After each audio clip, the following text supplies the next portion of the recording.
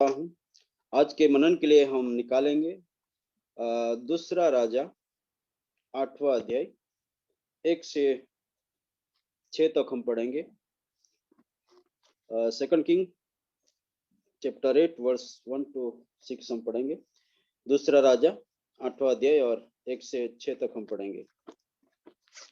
मैं आपके लिए पढ़ूंगा। जिस स्त्री के बेटे को एलिसा ने जिलाया था, उससे उसने कहा था कि अपने घराने समेत यहाँ से जाकर जहाँ कहीं तू रह सके वहां रहो, क्योंकि यहोवा की इच्छा है कि अकाल पड़े और वह इस देश में 7 वर्ष तक बना रहे।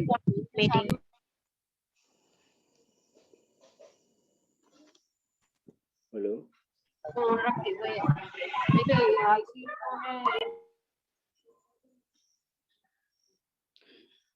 परमेश्वर के भक्त के इस वचन के अनुसार वह स्त्री अपने घराने समेत पलिश्तियों के देश में जाकर 7 वर्ष रही। 7 वर्ष के बीतने पर वह पलिश्तियों के देश से लौट आई और अपने घर और भूमि के लिए दुहाई देने को राजा के पास गई। राजा उस समय परमेश्वर के भक्त के सेवक गेहजी से बातें कर रहा था और उसने कहा, जो बड़े बड़े काम एलिसा ने किए हैं उसका मुझे वर्णन कर। जब वह राजा से यह वर्णन कर ही रहा था कि एलिसा ने एक मुर्दी को जिलाया, तब जिस स्त्री के बेटे को उसने जिलाया था वही आकर अपने घर और भूमि के लिए दुहाई देने लगी। तब गेहजी ने कहा, हे मेरे प्रभु, हे राजा, वही स्त्री है और यही इसका बेटा है, इसे एली ने जिलाया। जब राजा ने स्त्री से पूछा तब उसने उससे सब कह दिया। तब राजा ने एक हाकिम को यह कहकर उसके साथ कर दिया कि जो कुछ इसका था, वरन जब से उसने देश को छोड़ दिया तब से उसके खेत की जितनी आमदनी अब तक हुई हो, सब उसे फेर दे। पढ़े गए वचन को खुदा आशीष दे। यहाँ पर हम देखना चाहते हैं एक सुनेम की स्त्री के बारे में, और वो 7 साल दूसरे देश में यानी कि परदेश में पलिश्ती में रहकर आती है और उसका घर, उसका जो भी जमीन जायदाद कुछ था वो छोड़ कर गई थी। 7 साल के बाद खुदा उसे वापस दिलाता है। सुनेमवासी स्त्री को 7 साल बाद उसकी संपत्ति, उसकी प्रॉपर्टी वापस मिली। हमारा मुख्य आज का टॉपिक है, सुनेमवासी स्त्री को 7 साल बाद उसकी संपत्ति, उसकी प्रॉपर्टी वापस मिली। वो अपना देश छोड़कर चली गई थी 7 साल के लिए, फिर भी खुदा ने उसे 7 साल के बाद उनकी प्रॉपर्टी, उनकी घर, जमीन जायदाद जो भी था वो वापस दिया, क्योंकि वो एक अच्छे घराने की स्त्री थी, वो पैसे वाली स्त्री थी। लेकिन उसकी खासियत क्या है, उसका सीक्रेट क्या है, उसका रहस्य क्या है, वो हम देखना चाहते हैं। यदि उस स्त्री के बारे में हम देखें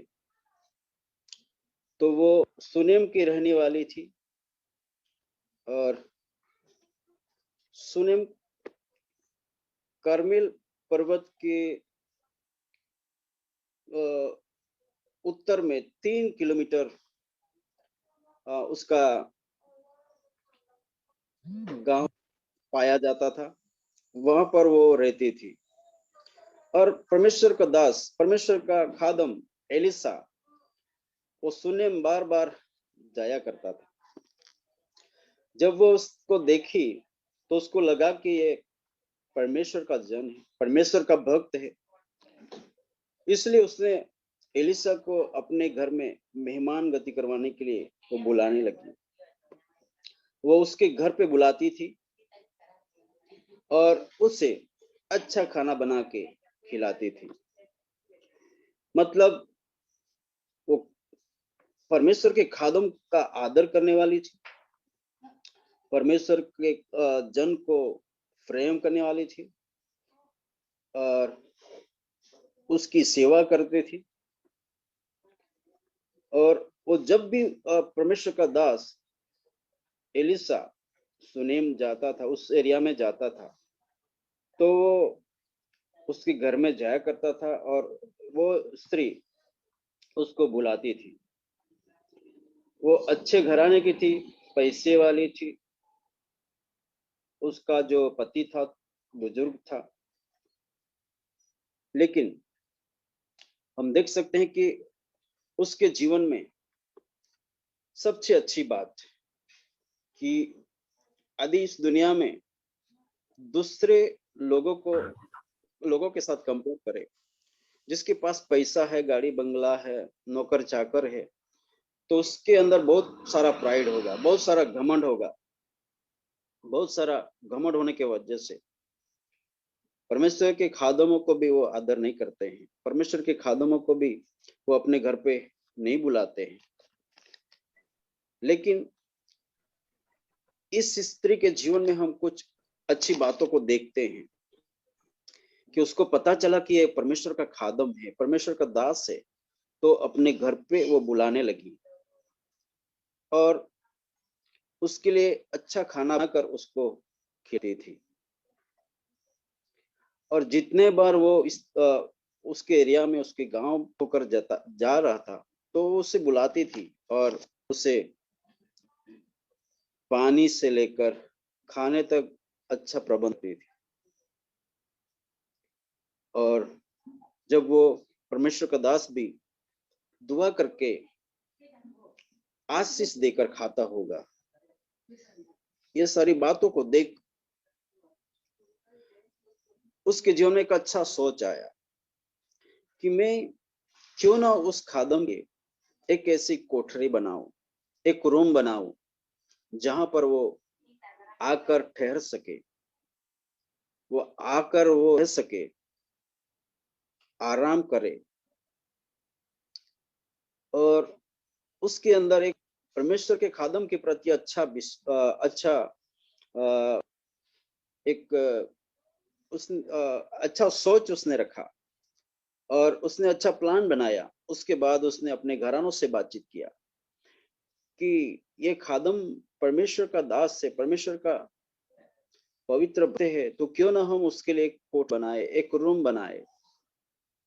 हम जानते हैं कि एक रूम बनाने के लिए कितना खर्चा होता है, लेकिन वो अच्छे गाने की थी, उसके अंदर अच्छा सोच था, परमेश्वर के खादम का आदर करने वाली थी, परमेश्वर के दास के लिए वो अच्छा मेहमान गति करवाती थी। तो उसके घरानों ने उसके इच्छा में सहमति जताई और उन लोगों ने एक उसके लिए रूम बनाया और वो रूम बनाकर उस परमेश्वर के खादम के लिए वहां पर एक बेड रखा, डाइनिंग टेबल रखा, चेयर रखी, टेबल रखा और उसमें अंधेरा ना रहे उसके लिए उन्होंने दीवट रखी, उजाले के लिए उजाला वहां पर किया। मतलब परमेश्वर के खादम के लिए सारी सुविधाएं वहां पर उपलब्ध की गई। और परमेश्वर का दास जब भी उसके वहां से गुजरता था, तो उसके लिए जो रूम बनाया था वहां पर ठहरता था। वहां पर उसका जो सेवक था गेहजी, उसके साथ वो आराम लेते थे। वहां पर वो नाश्ता करते होंगे, खाना खाते होंगे, आराम करते होंगे और वो ठहरते, क्योंकि उसकी इच्छा थी कि वे परमेश्वर का खादम मेरे घर पे रुके और हमारे लिए दुआ करे, हमारे परिवार के लिए दुआ करे, हमारे गांव के लिए दुआ करे और हमारे यहाँ पर वो रुकी। इसलिए उसने एक अच्छा सोच रखते हुए उसने वो रूम बनाया। मेरे प्रियो, जब उसने ये सारी सुविधा की, तब परमेश्वर खादम के जीवन का अच्छा सोच आया कि इस स्त्री ने हमारे लिए इतना सारा काम किया, तो क्यों ना हम उसके लिए भी कुछ करें। तो उसने गेहजी से कहा कि क्यों ना हम उसके लिए कुछ करें।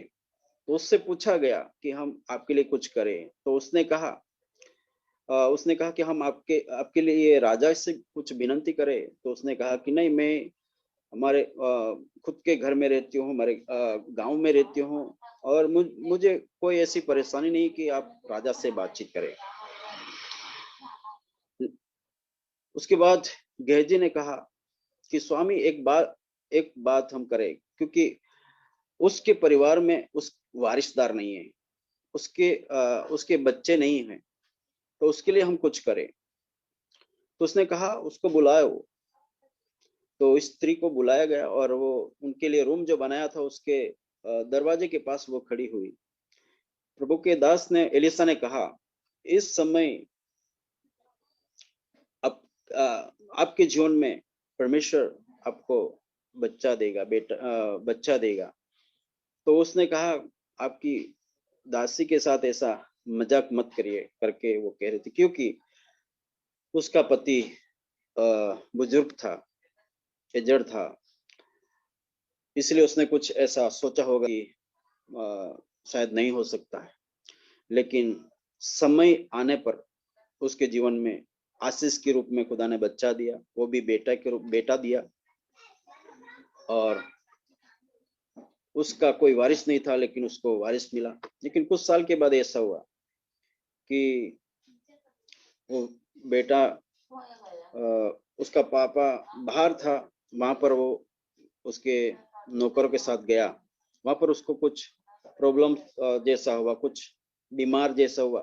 तो वो उसकी मम्मी के पास उसको छोड़ दिया। उसने उसको पकड़ के रखा गोदी में, और कुछ समय के बाद वो मर जाता है।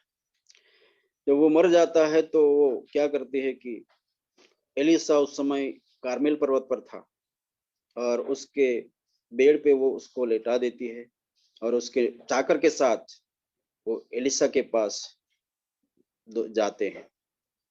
जब वो जल्दबाजी में जा रही थी तो एलिसा ने देखा कि वो सुनेम की स्त्री हमारे पास आ रही है, कुछ तो कारण है करके गेजी से कहा कि आप आगे जाइए और क्या बात है पूछिए, क्या आपका पति स्वयं कुशल है, आपका बेटा स्वयं कुशल है, क्या परेशानी है वो पूछिए।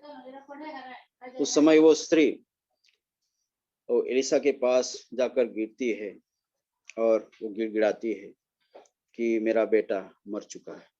तब एलिसा उसको एक अपनी लाठी देता है और गेजी को भेजता है, जाकर उसको आप मुंह से लगाना है, फिर वो उठेगा। लेकिन वो स्त्री वहीं पड़ी रहती है, मानती नहीं है, और एलिसा को लेकर ही जाती है। जब एलिसा वहां पर जाता है तो अभी भी वो ऐसा ही पड़ा था।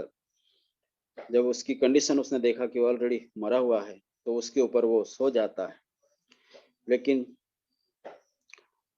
वो जिंदा नहीं होता है। फिर से एक बार एलिसा उसके ऊपर सोता है, फिर उसके अंदर जीवन आता है। फिर वो स्त्री को बुलाकर अपने बेटे को उसको दे देते हैं। तो बेटा जिंदा हो जाता है और उसको दिया जाता है। मेरे प्रिय, हम यहाँ पर एक अच्छी बात को देखते हैं, बड़ी बात को देखते हैं कि जब ये स्त्री ने अब परमेश्वर के खादम के लिए जब इतनी अच्छी सुविधाएं उपलब्ध करवाई, उसके बाद परमेश्वर ने उसको आशीष दिया। यदि हम इस स्त्री के समान खादमों के लिए, खादमीनों के लिए अच्छा सोच रखेंगे, उनके लिए हम अच्छा करेंगे, खुदा निश्चय हमें भी आशीषित करेगा। यदि हमारे पास संतान नहीं है, हमारे पास वारिस नहीं है, तो आप खुदा का आदर करना सीखिए, खुदा के खादमों का आदर करना सीखिए, खुदा परमेश्वर का आदर करना सीखिए। और जब आप खुदा के खादमों के साथ अच्छा करते हैं, उनकी सेवकाई करते हैं, आपका वांझपन दूर हो जाएगा। आपके जीवन से जो आपके जीवन में आपका गोदी खाली है वो भर जाएगा। आपके जीवन में परमेश्वर संतान के रूप में, वारिस के रूप में आशीष देगा। यदि स्त्री के समान यदि आप ऐसा करोगे तो खुदा आपको आशीष देगा। आपके जीवन में जो भी जरूरत है वो खुदा पूरी करेगा। यदि आपके पास अच्छी डिग्री है लेकिन आपके पास जॉब नहीं है, आप खुदा के खादमों का आदर करिए। परमेश्वर के काम के लिए आप हाथ बढ़ाइए। यदि परमेश्वर का भवन कहीं बन रहा है, वहां आप भागी हो जाइए। परमेश्वर का अच्छा कोई सेवकाई हो रही है, उसमें आप भागी हो जाइए। परमेश्वर आपको आशीष देगा, क्योंकि परमेश्वर का वचन भी कहता है, एक छोटे जन के लिए, छोटे इंसान के लिए आप अच्छी बात करते हैं, अच्छी चीज करते हैं, मतलब मेरे साथ करते हैं। जब इस तरह लिखा गया है कि मैं भूखा था तो आपने मुझे खिलाया, जब मैं निर्वस्त्र था तो मुझे अपने कपड़े दिए, जब मैं बीमार था तो मेरी आपने सुधि ली। इस तरह जिस किसी को भी आपने ऐसा किया, मतलब मेरे को किया, ऐसा परमेश्वर कहता है, प्रभु यीशु मसीह इस तरह कहता है। इसलिए मेरे प्रियो, यदि हम खुदा के खादम को इस तरह करता, खुदा के खादम के लिए हम अच्छा सोचते हैं, अच्छा करते हैं, तो हम परमेश्वर को करते हैं, परमेश्वर के लिए करते हैं, और उसका प्रतिफल परमेश्वर हमें देता है। इस तरह स्त्री ने अपने खादम के लिए, खादम का आदर करना सीखा, परमेश्वर के दास का उसने आदर करना सीखा। खुदा के खादम को आदर करती थी, अच्छा खाना बना के खिलाती थी, और उसके अंदर अच्छा सोच आया कि मैं क्यों ना उसके लिए रूम बनाकर मैं रूम बना दूं, ताकि वो खादम आए, खादम लोग आकर उस रूम में ठहरे, आराम करे, प्रेयर करे, और हमारे घर में भोजन लेकर वो आराम करे और उनकी सेवकाई में वो आगे बढ़े। मेरे प्रियो, इस तरह हम परमेश्वर के खादम के लिए ऐसा करेंगे, परमेश्वर हमें आशीष देगा। परमेश्वर निश्चय ही हमें आशीष देगा, और इस तरह ये स्त्री आशीषित हो जाती है। और हम देख सकते हैं उसके बाद परमेश्वर के दास ने ऐसा कहा कि इज़राइल की दुष्टता की वजह से यहाँ पर अकाल होने वाला है, और वो 7 साल तक होने वाला है। उससे पहले आप यहाँ से परिवार को लेकर, आपके एक एक सदस्य को लेकर जहां कहीं आप रह सकते हैं वहां चले जाइए। जब ऐसा उससे कहा गया, उसने उसके ऊपर विश्वास किया, और वो अपने घरानों को लेकर वो पलिस्ती में चली गई। वहां पर 7 साल तक रही। वो अपना घर छोड़कर, अपना जमीन जायदाद सब कुछ छोड़कर चली गई, और 7 साल के बाद, वो 7 साल तक अकाल रहा। 7 साल के बाद वो वापिस आई। तो हो सके किसी ने उनका घर, उनका जमीन जायदाद ले लिया हो, या वहां के रूल्स के अनुसार राजा ने अपने अपने राज्य में अधिकारियों के अधिकार, जो कुछ हिसाब रखने वाला हो उन्होंने ले लिया हो, जो जिसने भी लिया हो। लेकिन वो 7 साल के बाद वापस आई। उस समय वो राजा से विनती करने जाती है कि मुझे मेरा घर वापस दीजिए, मेरा जमीन वापस दीजिए। उस समय वहां पर एलिसा का सेवक गेहजी राजा से बातचीत कर रहा था, और राजा बहुत ही उत्सुक था एलिसा के कार्यों, एलिसा के सेवकाई के बारे में जानने के लिए। और वो गेहजी एक एक करके बातों को बता रहा था। जब वो ऐसे बातों को बता रहा था तो उसने कहा, एक सुनेम की स्त्री थी, उसका एक बेटा, उसके बच्चे नहीं हो रहे थे, लेकिन उसको खुदा ने बच्चे दिए, उसमें बेटा ही मिला, लेकिन वो एक दिन मर गया था। तो मेरे स्वामी ने, एलिसा ने उसको जिंदा किया। ऐसा करके वो बात बता रहा था। जब ऐसी बात बता रहा था तो सुनीम की स्त्री अपने बेटे के साथ वहां पर खड़ी हो गई। तब गेहजी ने देखा कि यह वही स्त्री है जिसके बेटे को मेरे स्वामी ने जिलाया था, एलिसा ने जिलाया था। तो राजा ने कहा कि हे स्त्री, आप ही बताइए कि आपके साथ क्या हुआ था। मेरे प्रियो, हम यहाँ पर एक अद्भुत बातों को देख सकते हैं कि एक स्त्री है, वो राजा से अपनी गवाही सुनाने जा रही है। आज बहुत सारी स्त्रियों के अंदर डर होता है, मैं स्त्री हूँ, मैं कैसे गवाही दे पाऊंगी, मैं कैसे सुसमाचार प्रचार कर पाऊंगी, मैं कैसे इस समस्या के बारे में बता पाऊंगा, वो भी राजा के आगे मुझे बोलना है। मेरे प्रियो, वो राजा हो, वो प्रधान हो, मंत्री हो, अधिकारी हो, कोई किसी को भी होने दो, लेकिन सच्चाई को प्रकट करिए, सच्चाई को बताइए, अपनी गवाही को बताइए। जब आप अपनी गवाही को बताएंगे, सामने वाले के जीवन में खुदा काम करेगा। और ये स्त्री ने अपनी गवाही सुनाना शुरू किया, और गवाही सुनाते सुनाते उसने कहा कि उसके जीवन में बेटा कैसे हुआ, वो एक दिन मर गया था, वो जिंदा कैसे हुआ। और एलिसा ने उसे कहा कि यहाँ पर 7 साल अकाल होने वाला है, और आप 7 साल के लिए बाहर चली जाइए। और ये प्रभु के खादम ने ऐसा मुझसे बातचीत किया, इसलिए मैं बाहर चली गई थी। और हे राजा जी, मैं 7 साल के बाद इस तरह वापिस आई हूँ, और मेरा घर सुनेम में है, और मेरा जमीन भी है, जो भी है राजा से उन्होंने बातचीत किया। जब राजा ने उनकी बात को सुना, राजा खुश हो गया। बहुत बार हम सोच लेते हैं ये बहुत बड़ा अधिकारी है, बहुत बड़ा इंसान है, अधिकार पाया हुआ इंसान है, यदि हम उसके उसके आगे हमारी गवाही सुनाएंगे, यदि हम मसीह है बताएंगे, हम यीशु मसीह की आराधना करने वाले हैं उसको सुनाएंगे, तो मेरे बारे में वो क्या सोचेगा, वो मेरे बारे में क्या डिसीजन लेगा। और बहुत सारी बातें हमारे जीवन में हम सोच कर ही ये बातें, गवाही हम किसी को नहीं बताते। लेकिन जब ये स्त्री ने, सुनेम की स्त्री ने ये सारी उनके जीवन में जो जीवन की गवाही जब उसने बताई, राजा खुश हो गया। और यहाँ पर हमने पढ़ा कि जब ये सारी बातें उसने सुनाई, तब राजा ने स्त्री से पूछा, तब उसने उससे सब कह दिया। तब राजा ने एक हाकिम को यह कहकर उसके साथ कर दिया कि जो कुछ उसका था, वरन जब से इसने देश को छोड़ दिया, तब से उसके खेत की जितनी आमदनी अब तक हुई, वो सब उसे फेर दे।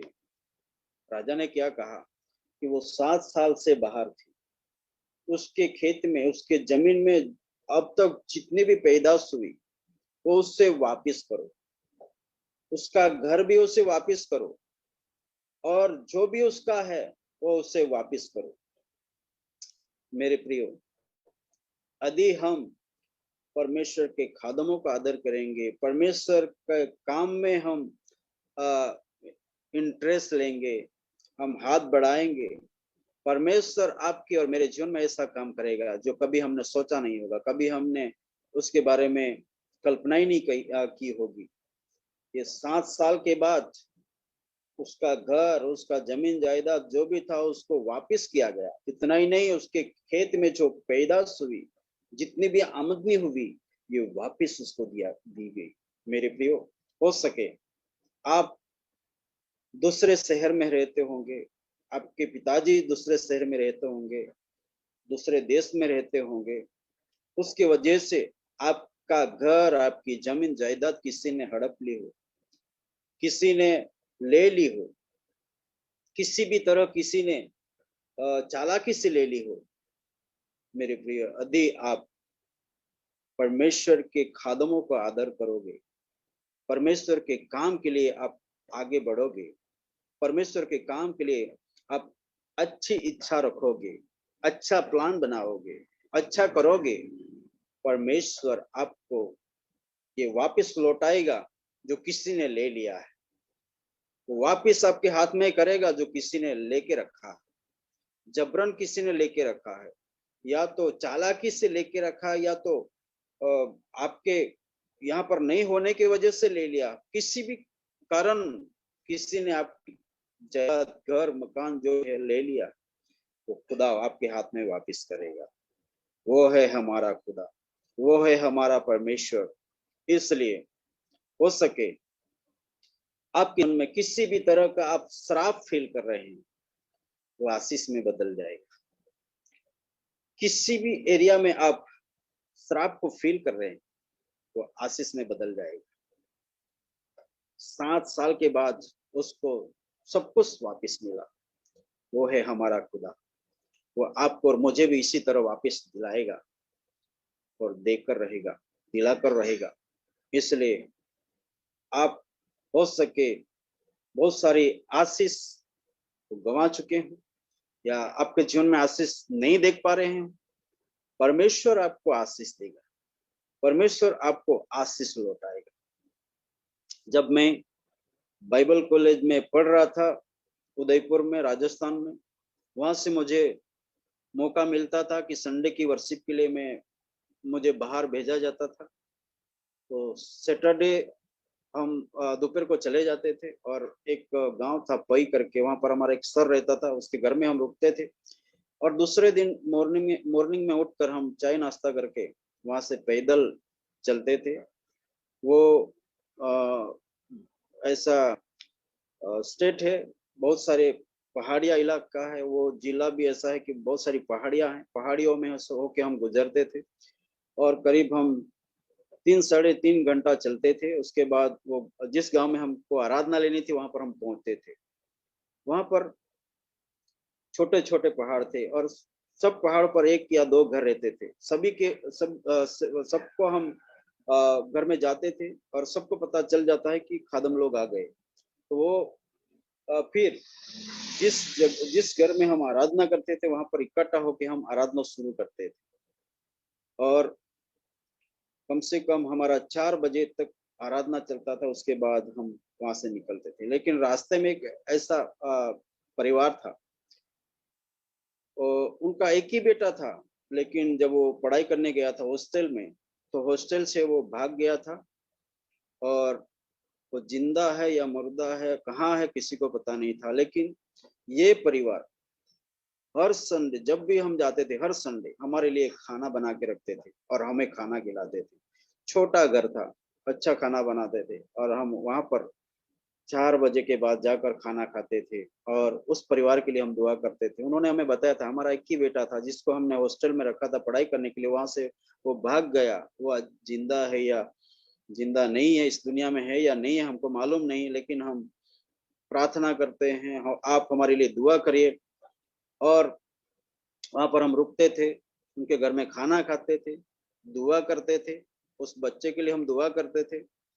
और 7 साल के बाद वो बेटा वापस मिला। Hallelujah, praise the Lord.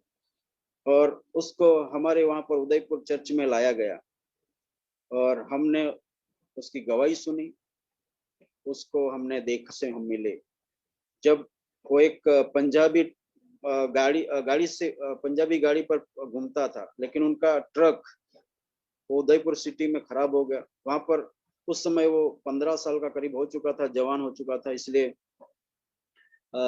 उसे थोड़ा ख्याल आया कि आसपास मेरा गांव है। चलकर वहां गया, माँ बाप से मिला, माँ बाप बहुत खुश हो गए, गवाही के लिए चर्च में आए, और हम उनसे मिले, उनकी गवाही सुनी। क्या ही अद्भुत हमारा परमेश्वर करता है। इसी तरह आप आज सुनने वाले, हो सके आपका बेटा खो गया हो, बेटी खो गई हो, यदि बहुत बार मैसेज हो गया और आपके पास बेटा बेटी नहीं है, बच्चे नहीं है, चिंता मत करिए। आप खुदा के काम के लिए आगे आइए, खुदा के खादमों को आदर करिए, खादमीनों को आदर करिए, उनके लिए जो भी हो सके आप उनके लिए करिए। परमेश्वर आपको आशीष देगा। ये दावे के साथ कहता हूं, परमेश्वर आपको आशीषित करेगा, आपको गवाह बनाएगा और परमेश्वर निश्चय आपको आगे बढ़ाएगा। आपके जीवन में आप सफलता नहीं देख रहे तो सफलता मिलेगी। आपके पास डिग्री है, जॉब नहीं है, अच्छे से अच्छा जॉब परमेश्वर मुहैया करवाएगा। अब बहुत बार सोच रहे कि मेरी शादी नहीं हो रही, परमेश्वर आपके अच्छे से अच्छे पार्टनर देकर शादी करवाएगा। आप धीरज रखिए, इंतजार करिए, दुआ में रहिए और परमेश्वर के कार्य के लिए आगे आइए, हाथ बढ़ाइए। आप आपके पास जो भी है उसमें आप विश्वास योग्य बनिए। परमेश्वर इस सुनेम स्त्री के समान आपकी आपका श्रापमय जीवन होगा, वो आशीषमय बनेगा। इस स्त्री ने 7 साल बाहर रही तो हो सके उसके पास कुछ नहीं बचा होगा, लेकिन जब वो वापस आई तो उसे खुदा ने वापस उसको उसके पास था उससे कई गुना ज्यादा उसे दिया। वो हमारा परमेश्वर है, वो हमारा खुदा बाप है। इन वचनों के द्वारा खुदा हम सबों को बड़ी बरकत देने पाए। आमीन। आमीन आमीन। Thank you pastor ji.